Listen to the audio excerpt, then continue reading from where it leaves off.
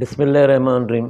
السلام علیکم fit بالستان international کے ناظرین، آج ہم بات کریں گے فروغ فٹ بال کے ایک پروجیکٹ سے جس نے مثالی طور پر کامیابی کے جھنڈے گاڑے ہیں۔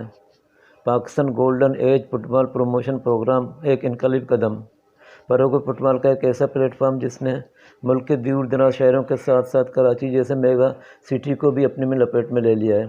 اس فورم کے تحت معروف کوچ ارشد جمال نے گراس روٹ پر سطح پر کوچنگ کا انتظام کیا اور اس کے بعد ایک اور قدم بڑھاتے ہوئے گراس روٹ پر یوتھ فٹ بالرز کو مقابلوں کے لیے ایک مثالی پلیٹ فارم فراہم کیا۔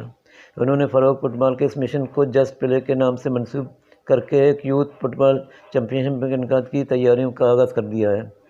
جسٹ پلے کے روح رواں معروف کوچ ارشد جمال نے کڈز اینڈ یوتھ کھلاڑیوں کا انڈر 12، انڈر 14 اور انڈر 16 لیول پر چیمپئن شپ کرانے کا بیڑا اٹھایا ہے۔ تینوں ایج گروپ میں 300 کھلاڑی ایکشن میں آئیں گے۔ میچز لیاری کے astro turf Sarbazi ground Hammad academy پر کھیلے جائیں گے۔ پہلے مرحلے میں گروپ اور دوسرے مرحلے میں ناک آؤٹ میچز کھیلے جائیں گے۔ جسٹ پلے کے صدر ارشد جمال نے فٹ بالستان انٹرنیشنل سے گفتگو کرتے ہوئے ایونٹ کی تفصیلات سے آگاہ کیا۔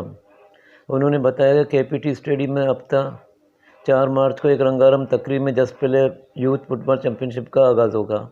ابتدائی تقریب میں چیئرمین کے پی ٹی طارق ہدا اور گورنر سندھ کامران رسولی کی شرکت متوقع ہے۔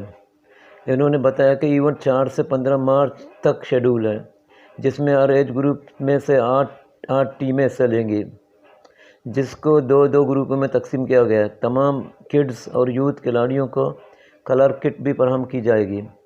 چیمپئن شپ کے ڈائریکٹر ٹیکنیکل جاوید علی سومرو اور کوآرڈینیٹر ذاکر خان ہیں، جبکہ جسٹ پلے کے نائب صدر سید زین الرضوی اور دیگر بھی ایونٹ کو کامیاب بنانے میں شامل ہیں۔ تمام ٹیموں کا اسکواڈ 12 کھلاڑیوں پر مشتمل ہوگا اور میدان میں 7 کھلاڑی کھیلیں گے۔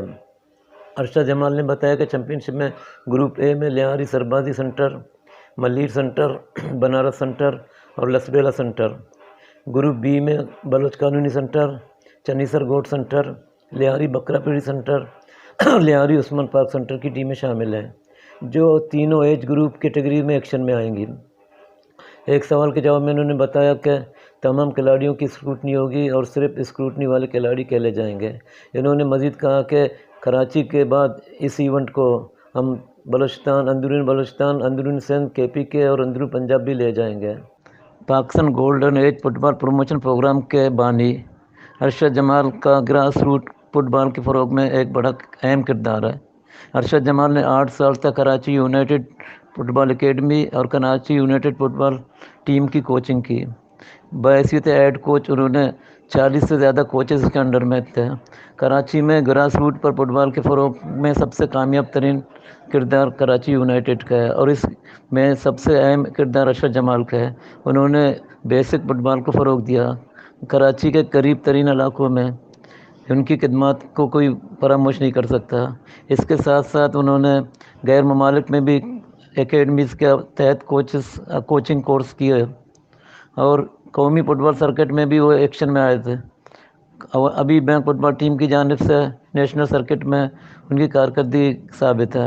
اس کے علاوہ مختلف یونیورسٹیز اور کالجز کی ٹیموں کی بھی انہوں نے کوچنگ کی ہے۔ گراس روٹ کوچنگ کی جب بات آئے گی تو ارشد جمال کا نام سب سے آگے ہوگا۔